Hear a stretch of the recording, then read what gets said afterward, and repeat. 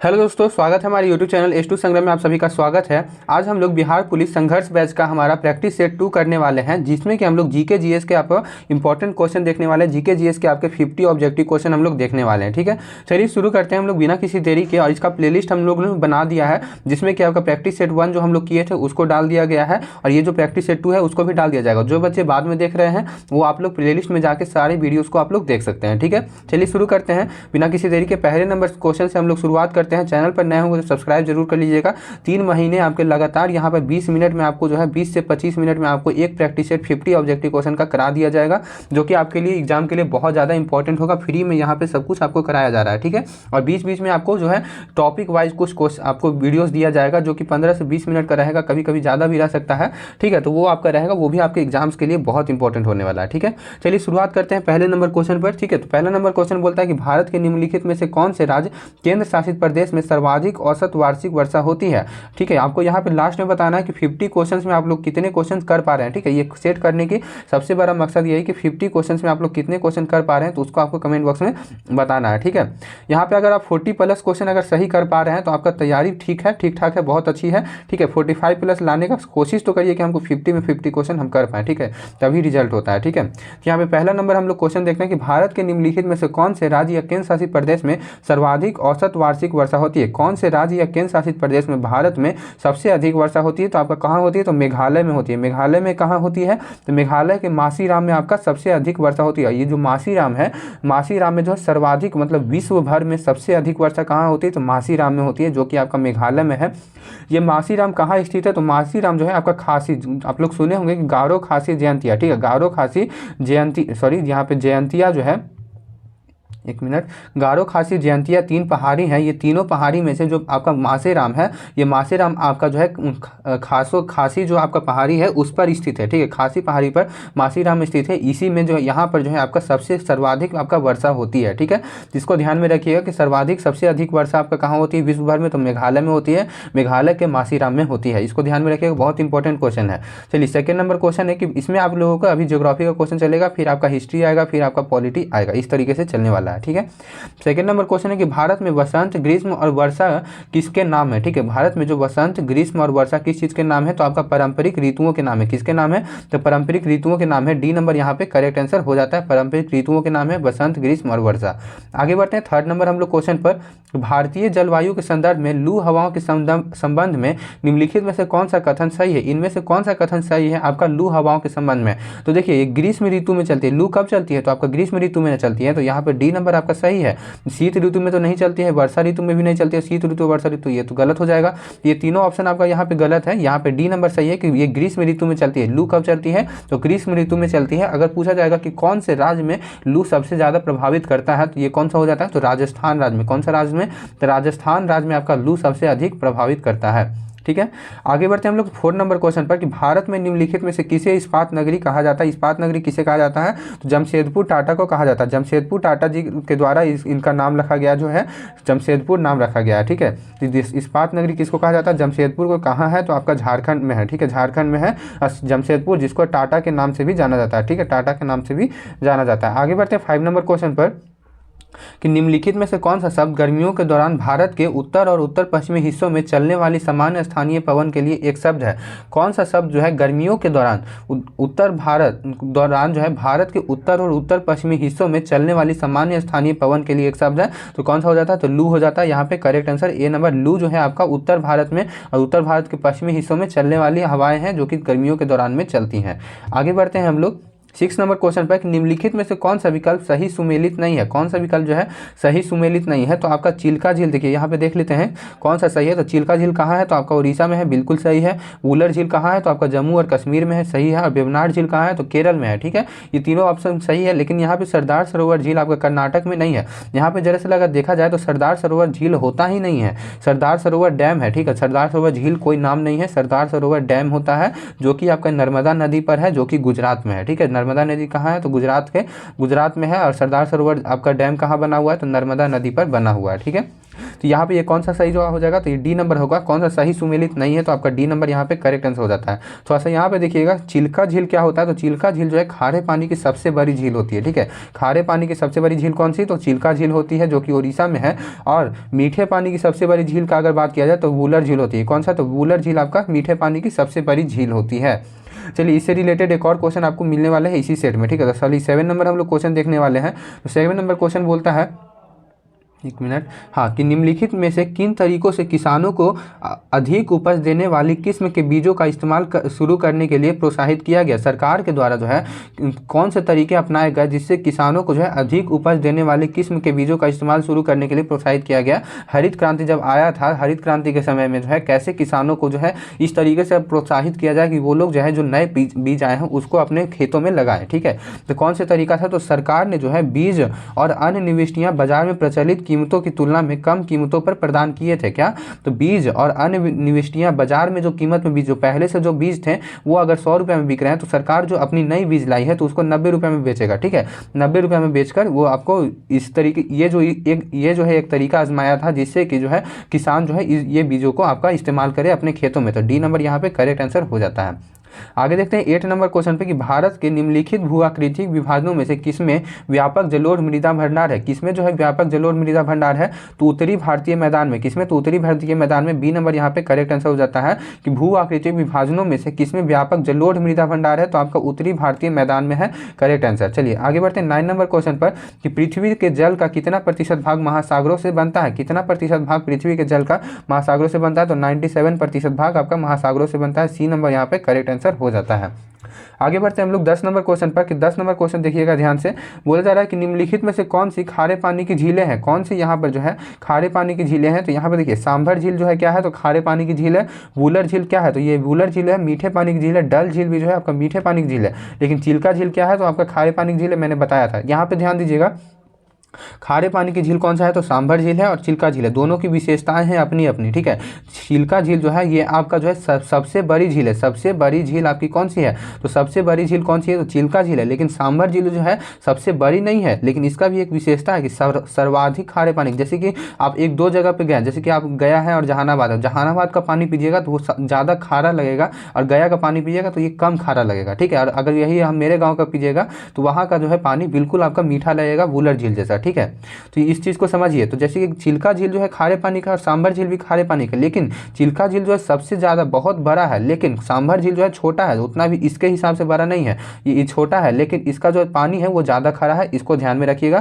तो यहाँ पे सिंपल पूछा जाए कि खारे पानी की झील कौन सी है, तो आपका जो है ए और डी करेक्ट आंसर हो जाता है कि सांभर झील और आपका चिल्का झील हो जाता है करेक्ट आंसर। ठीक है, अब वूलर झील तो मैंने बताया कि सबसे बड़ी आपकी मीठे पानी की झील है जो कि जम्मू और कश्मीर में है। ठीक है, आगे बढ़ते हैं हम 11 नंबर क्वेश्चन पर। तो निम्नलिखित में से कौन सा कारक किसी स्थान की जलवायु को नियंत्रित नहीं करता है। कौन सा कारक जो है किसी स्थान की जलवायु को नियंत्रित नहीं करता है, तो देखिए सागर की लहरें जो है आपका किसी स्थान की जलवायु को बिल्कुल नियंत्रित करती हैं। ठीक है, ये सागर की लहरें बिल्कुल सही जवाब है। ऊंचावच आकृतियाँ, जो ऐसे पहाड़ होते हैं ऊंचावच आकृतियाँ होती हैं, कहीं पर ऊंचा है कहीं पर नीचा है, तो वो भी बहुत प्रभावित करते हैं। ये जो होती है ये जो है आपका बारिश में बहुत मदद करती हैं, बारिश करवाने में बहुत मदद करती हैं ऊंचावच आकृतियाँ। प्लस में आपका अक्षांश जो होता है ये भी आपका जलवायु को आपको नियंत्रित करता है। जैसे कि अगर ये ग्लोब है, सॉरी यहाँ पे देखिए अच्छा से, ये ग्लोब है, तो ग्लोब में विषुवत रेखा पर जो है आपका सर्वाधिक गर्मी होती है, लेकिन यही अगर पोल पे चले जाइए, ध्रुव पे चले जाइएगा आप लोग, तो यहाँ पर जो है सबसे ज़्यादा ठंडा पड़ती है। ठीक है, बहुत ज़्यादा ठंडा आपका उत्तरी और दक्षिणी, उत्तरी और दक्षिणी आपका पोल पर होता है। सबसे ज़्यादा आपका ठंडा कहाँ पड़ता है, तो यहाँ पे दोनों जगह पे, नॉर्थ और साउथ में। ठीक है, तो यहाँ पे देखिए अक्षांश बहुत निर्भर करता है। यहाँ पे विषुवत रेखा पे बहुत ज़्यादा गर्मी होता है। तो यहाँ पे कौन सा हो जाएगा, तो 2 शहरों के बीच की दूरी प्रभावित नहीं करती है। 2 शहर कैसे भी रहें, 2 शहर अगर यहाँ है तो इससे क्या प्रभावित पड़ेगा। ठीक है, तो यहाँ पे बी नंबर करेक्ट आंसर हो जाता है। आगे बढ़ते हैं 12 नंबर क्वेश्चन पर कि विशाल भारतीय मरुस्थल थार मरुस्थल निम्नलिखित में से किस पर्वत श्रृंखला के पश्चिमी किनारे पर है। जो विशाल भारतीय मरुस्थल या थार मरुस्थल है निम्नलिखित में से किस पर्वत श्रृंखला के पश्चिमी किनारे पर स्थित है, तो ये आपका हो जाता है अरावली पर्वतमाला के। कहाँ, तो अरावली पर्वतमाला के पश्चिमी किनारे किनारे पर स्थित है। बी नंबर यहाँ पे करेक्ट आंसर हो जाता है। आगे देखते हैं 13 नंबर क्वेश्चन पर कि कोयले की खानों और दलदली जगहों में निम्नलिखित में से कौन सी गैस पाई जाती है। जो कोयले के खान होते हैं और दलदली जगह में कौन सी गैस पाई जाती है, तो आपका मीथेन गैस पाई जाती है। कौन सी गैस, तो मीथेन गैस पाई जाती है। डी नंबर करेक्ट आंसर हो जाता है आपका। चलिए 14 नंबर क्वेश्चन देखते हैं कि भारत के निम्नलिखित में से कौन से राज्य में प्रारंभिक वर्षा मानसून की अरब सागर शाखा के द्वारा होती है। कौन से राज्य में जो है प्रारंभिक वर्षा जो होती है मानसून के अरब सागर शाखा के द्वारा होती है, तो ये आपका हो जाता है केरल राज्य में। कौन से राज्य में, तो केरल राज्य में आपका सबसे पहले वर्षा होती है। प्रारंभिक वर्षा कहाँ होती है, तो केरल में होती है आपका, ठीक है, मानसून की अरब सागर शाखा के द्वारा होती है। चलिए आगे बढ़ते हैं हम लोग 15 नंबर क्वेश्चन पर कि भारतीय संविधान में सार्वभौमिक वयस्क मताधिकार डैश की आयु से भारतीय नागरिकों पर लागू होता है। ठीक है, अब यहाँ से पॉलिटी का क्वेश्चन आ गया आपका। भारतीय संविधान में सार्वभौमिक वयस्क मताधिकार डैश की आयु से आपका भारतीय नागरिकों पर लागू होता है, तो 18 वर्ष का। ठीक है, जो मत देने का अधिकार है तो कितने वर्ष से, तो आपका 18 वर्ष के बाद आप मत देने का अधिकार होता है। चलिए 15 नंबर का ए नंबर आपका करेक्ट आंसर हो गया। आगे बढ़ते हैं हम लोग 16 नंबर क्वेश्चन पर कि भारतीय संविधान के अनुच्छेद 157 के अनुसार किसी व्यक्ति को राज्यपाल के तौर पर नियुक्त होने के लिए डैश वर्ष की आयु पूरी करना आवश्यक है। किसी अनुच्छेद 157 के अनुसार किसी व्यक्ति को राज्यपाल अगर बनना है तो उसको कितने वर्ष की आयु होना चाहिए, उसका वर्ष कितना वर्ष का आयु उसका होना चाहिए।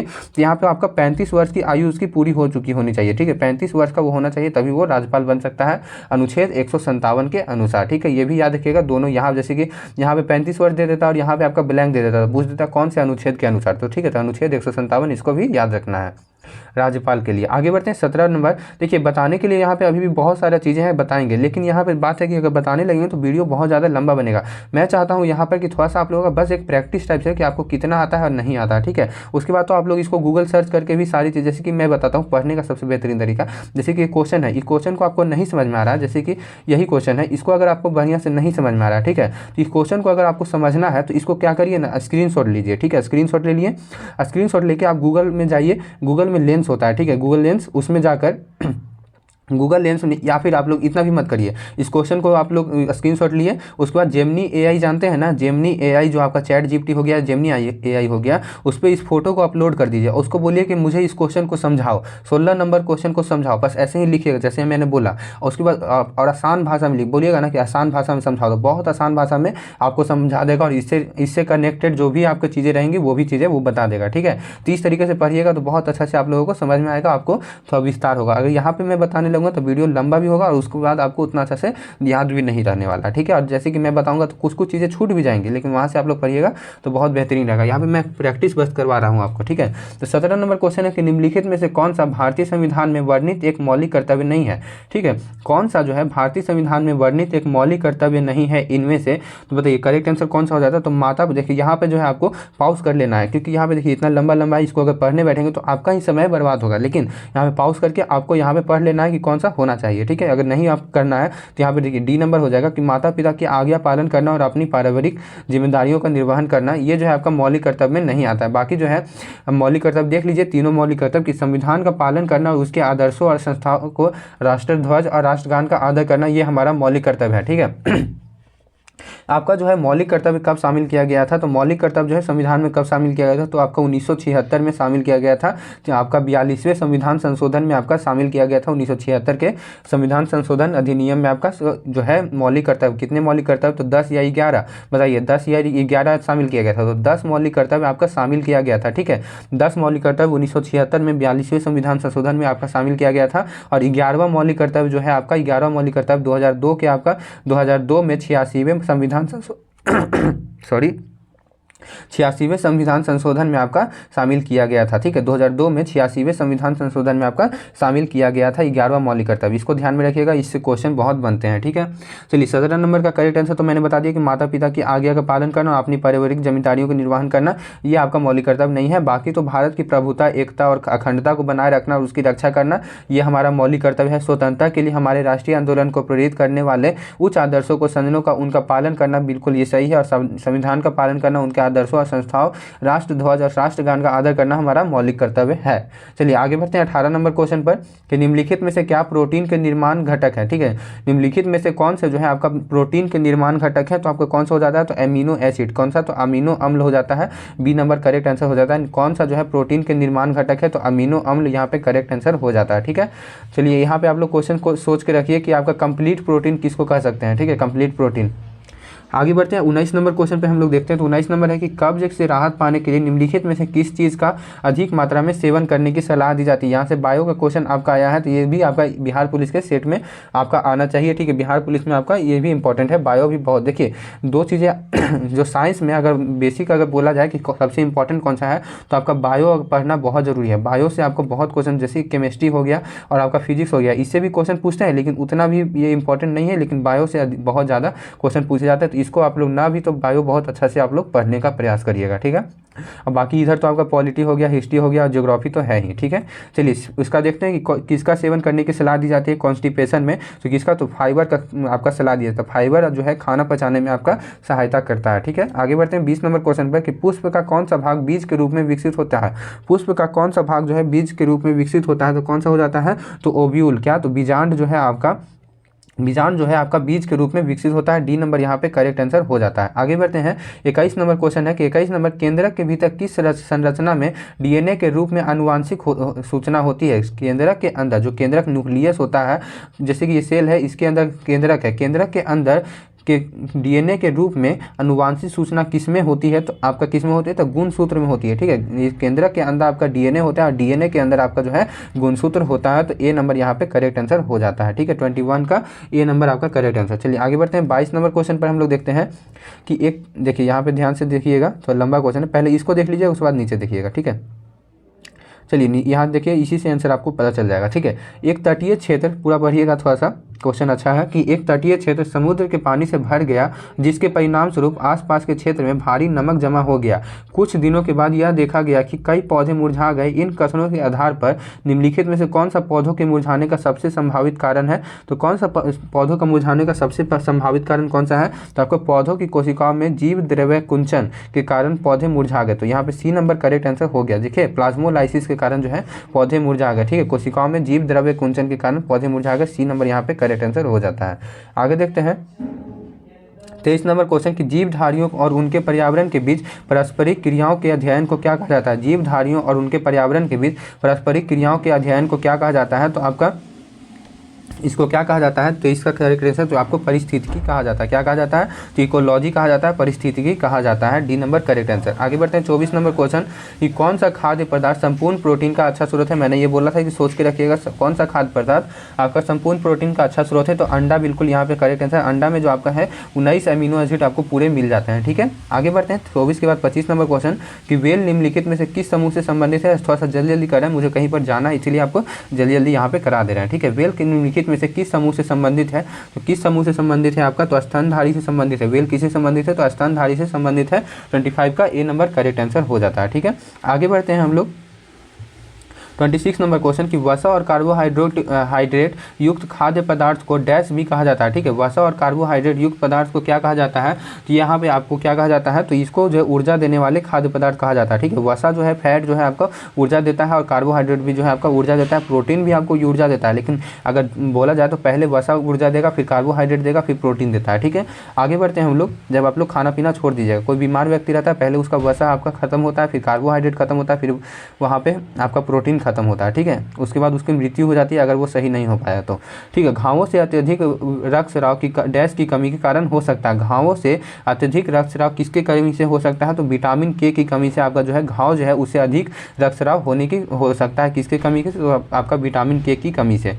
आगे बढ़ते हैं 27 के बाद 28 नंबर क्वेश्चन पर कि कोविड-19 जैसा रोग एक प्रकार का कैसा रोग है ये। ठीक है, कोविड-19 जैसा एक प्रकार का किस चीज़ का आपका रोग है, तो बताइए कौन सा रोग है ये, तो पशुजन्य रोग है। कौन सा रोग था, पशुजन्य रोग है। 28 का ए नंबर करेक्ट आंसर हो जाता है। आगे बढ़ते हैं 29 नंबर क्वेश्चन पर कि जंतुओं में उत्सर्जन तंत्र का प्राथमिक कार्य क्या है। जंतुओं में उत्सर्जन तंत्र का प्राथमिक कार्य क्या है, तो ये हो जाता है अपशिष्ट उत्पादों का निष्कासन। अपशिष्ट उत्पादों का निष्कासन, डी नंबर यहाँ पे करेक्ट आंसर हो जाता है। उत्सर्जन तंत्र का प्राथमिक कार्य क्या है, तो अपशिष्ट उत्पादों का निष्कासन यहाँ पे करेक्ट आंसर हो जाता है। आगे बढ़ते हैं 30 नंबर क्वेश्चन कि मिर्गी एक विकार है जो मानव शरीर के निम्नलिखित में से किस भाग को प्रभावित करता है। तो कौन सा मिर्गी का क्यों आता है, तो उसका दिमागी प्रॉब्लम के कारण, तो मस्तिष्क कोशिकाओं में, ठीक है। तो मिर्गी क्यों आता है, तो मस्तिष्क कोशिकाओं में कुछ कमी के कारण प्रभावित करता है। मिर्गी किसको प्रभावित करता है, तो मस्तिष्क कोशिकाओं को। डी नंबर यहाँ पे करेक्ट आंसर हो जाता है। आगे बढ़ते हैं हम लोग 30 के बाद 31 नंबर क्वेश्चन कि आहार में फाइबर की भूमिका निम्न में से कौन सी है। आहार में फाइबर की भूमिका निम्न में से कौन सी है, तो पाचन और मल त्याग नियमितता को बढ़ाना। मैंने बताया था कि अगर किसी को कॉन्स्टिपेशन हो गया है, अपच हो गया है, तो उसको जो है फाइबर का सेवन करना चाहिए क्योंकि पाचन में वो सहायता करता है। तो पाचन में आपका फाइबर की भूमिका क्या है, तो पाचन और मल त्याग नियमितता को बढ़ावा देना। तो बी नंबर यहाँ पे करेक्ट आंसर हो गया।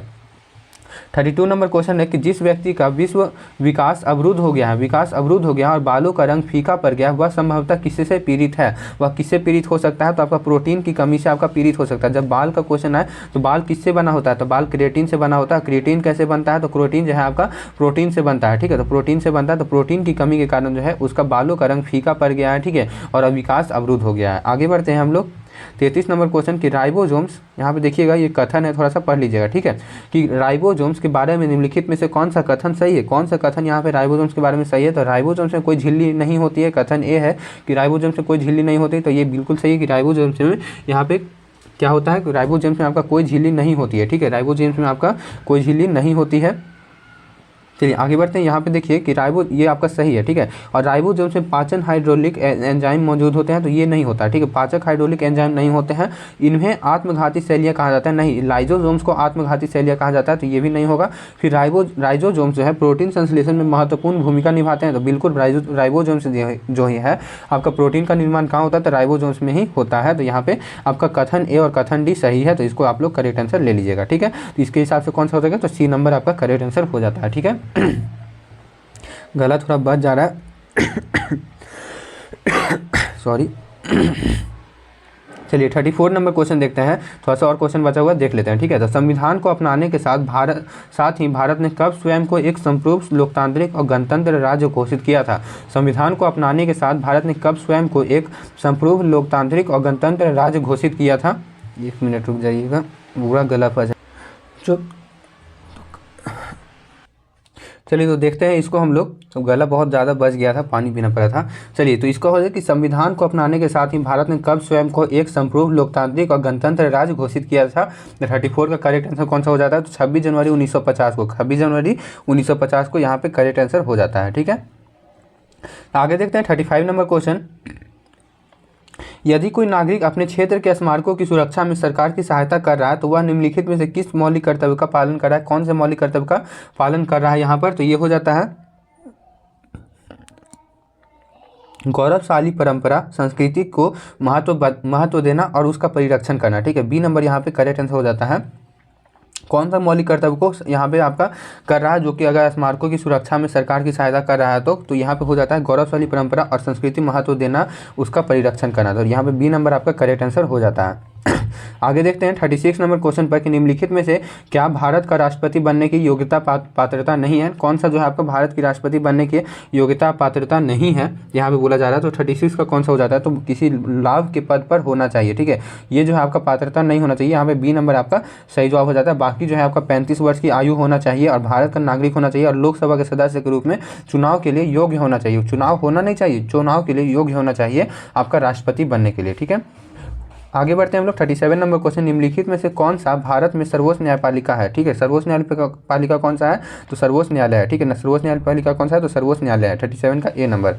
आगे बढ़ते हैं 38 नंबर क्वेश्चन कि यदि किसी भारतीय नागरिक को उसकी जाति के कारण सार्वजनिक स्थान पर प्रवेश से वंचित कर दिया जाता है, तो उसे निम्नलिखित में से किस मौलिक अधिकार से वंचित किया जाता है। तो समानता के अधिकार से उसे वंचित किया जाता है। वो जो है अनुच्छेद 32 से जो है हाईकोर्ट में या सुप्रीम कोर्ट में जा सकता है, ठीक है, याचिका दायर कर सकता है इसके खिलाफ, ठीक है।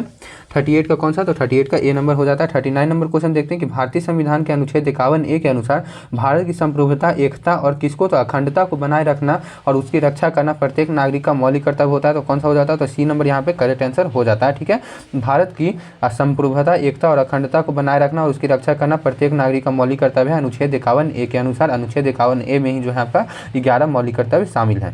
आगे बढ़ते हैं 50 नंबर क्वेश्चन कि किस अनुच्छेद के अनुसार भारत के प्रत्येक नागरिक का यह कर्तव्य होगा कि वह संविधान का पालन करे और उसके आदर्शों और संस्थाओं, राष्ट्रीय ध्वज और राष्ट्रगान का सम्मान करे। कौन से अनुच्छेद के अनुसार, तो 11 आपका 51A का ए में। ठीक है, 51A का ए में आपका सी नंबर यहाँ पे करेक्ट आंसर हो जाता है। ये आपका मौलिक कर्तव्य होता है एक। ठीक है, उनके उसके आदर्शों, संस्थाओं, राष्ट्रीय ध्वज और राष्ट्रगान का सम्मान करे। ठीक है, आगे बढ़ते हैं 41 नंबर क्वेश्चन पर। ठीक है, 41 नंबर क्वेश्चन पर यहाँ पे देखते हैं हम लोग कि 11वीं शताब्दी में गजनी के महमूद के अधीन गजनी डैश में एक छोटा सा शहर गजनवी के विशाल साम्राज्य की राजधानी बन गया था। कौन से शहर का, तो अब बताइए करेक्ट आंसर कौन सा हो जाता है, तो यहाँ पे आपका हो जाता है अफगानिस्तान का। ठीक है, अफगानिस्तान में एक छोटा सा शहर गजनवी के विशाल साम्राज्य की राजधानी बन गया था 11वीं शताब्दी में। ठीक है, डी नंबर यहाँ पे करेक्ट आंसर। यहाँ से आपको हिस्ट्री के क्वेश्चन 10 देखने वाले हैं। ठीक है, 42 नंबर क्वेश्चन है कि बंकिम चंद्र चटर्जी ने निम्नलिखित में से किस आंदोलन या विद्रोह पर आधारित उपन्यास आनंद मठ लिखा। आनंद मठ जो है किस कौन सा विद्रोह पे लिखा था। ठीक है, आनंद मठ तो किसने लिखा था, तो बंकिम चंद्र चटर्जी ने लिखा था। तो कौन सा लिखा था, तो सन्यासी विद्रोह लिखा था। कौन सा, तो सन्यासी विद्रोह, सी नंबर यहाँ पे करेक्ट आंसर हो जाता है। ठीक है, आनंद मठ एक तरीके से इसको समझ सकते हैं, आनंद मठ कहाँ पे है, तो सन्यासी विद्रोह, इस तरीके से ट्रिक से याद रख सकते हैं। चलिए आगे बढ़ते हैं 43 नंबर क्वेश्चन कि भारत की जनगणना 2011 के अनुसार भारत में निम्नलिखित में से किस राज्य में शहरी जनसंख्या का प्रतिशत सबसे अधिक है। शहरी जनसंख्या का प्रतिशत सबसे अधिक कौन से राज्य में है आपका, तो बताइए कौन से राज्य में शहरी जनसंख्या का प्रतिशत सबसे अधिक है। तो आपका मिजोरम में आपका शहरी जनसंख्या का प्रतिशत सबसे अधिक है 2011 की जनसंख्या के अनुसार। एक मिनट, मिजोरम हो सकता है। ठीक है, यहाँ पे थोड़ा सा ध्यान नहीं है, इसको देख लीजिएगा ये वाला क्वेश्चन को आप लोग जेमिनी, जैसे कि मैंने बताया था। ठीक है, चलिए 44 नंबर क्वेश्चन देखते हैं कि दिल्ली सल्तनत का पहला राजवंश कौन सा था। ठीक है, दिल्ली सल्तनत का पहला राजवंश कौन सा था, तो यहाँ पे हो जाता है मामलुक राजवंश। कौन सा, तो मामलुक राजवंश 44 का बी नंबर करेक्ट आंसर हो जाता है। ठीक है, आगे देखते हैं 45 नंबर क्वेश्चन कि दिल्ली सल्तनत के निम्नलिखित शासकों में से किसने मेवाती समुदाय में से निपटने के लिए रक्त और लौह की नीति अपनाई थी। किसने जो है रक्त और लौह की नीति अपनाई थी आपका, किसके लिए, तो मेवाती समुदाय से निपटने के लिए। बताइए ब्लड और आयरन की नीति किसने अपनाई थी, ये हो जाता है आपका बलबन ने अपनाई थी। किसने, तो बलबन ने अपनाई थी, सी नंबर यहाँ पे करेक्ट आंसर हो जाता है। आगे देखते हैं 46 नंबर क्वेश्चन निम्नलिखित में से किस सुल्तान ने अपनी राजधानी दिल्ली से दौलताबाद स्थानांतरित की थी। किस सुल्तान ने की थी, आपका दिल्ली से आपका दौलताबाद स्थानांतरित किया था, तो ये आपका हो जाता है मोहम्मद बिन तुगलक ने किया था। किसने, तो मोहम्मद बिन तुगलक ने, बी नंबर यहाँ पे करेक्ट आंसर हो जाता है। ठीक है, आगे बढ़ते हैं हम लोग 47 नंबर क्वेश्चन देखते हैं कि पल्लव वंश के संस्थापक कौन थे। पल्लव वंश के संस्थापक कौन थे, तो आपको यहाँ पे सिंह विष्णु थे। कौन थे, तो सिंह विष्णु आपका पल्लव वंश के आपका संस्थापक थे, बी नंबर करेक्ट आंसर हो जाता है। आगे देखते हैं 48 नंबर कि निम्नलिखित समाज सुधारकों में से किसके प्रयासों के कारण 1856 में पहला हिंदू विधवा पुनर्विवाह अधिनियम पेश किया गया और पारित किया गया। किसके आपका किसके कारण हुआ था, बताइए।